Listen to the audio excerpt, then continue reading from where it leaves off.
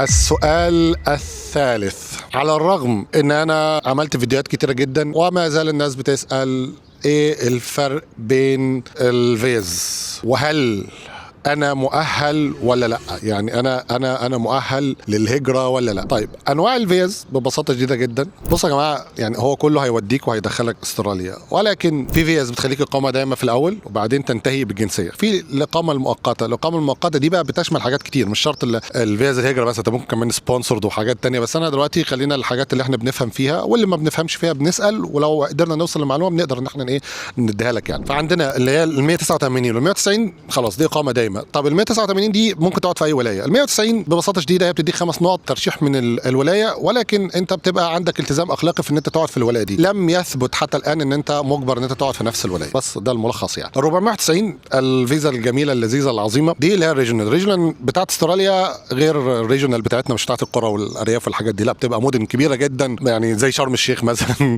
المدن اللي هي عشان هي طبعا على البحر فانا بشبهها بيها يعني، ولكن انت بتلاقي كل الخدمات موجوده، انت مش هتلاقي نفسك في الصحراء ولا حاجه يعني. هي الفيزا دي اسمها فيزا احنا بنقول فيزا مؤقته. الفيزا دي بعد 3 سنين انت بتقدم على فيزا ثانيه اسمها 191 بتاخد الاقامه الدائمه. شروطها ان انت عشان تاخد الاقامه الدائمه ان انت تكون عملت 3 اقرارات ضريبيه. 3 اقرارات ضريبيه دول بتقدمهم، و3 سنين انت قاعدهم ايه، 3 سنين من الجرانت، بلاش قاعدهم دي 3 سنين من الجرانت.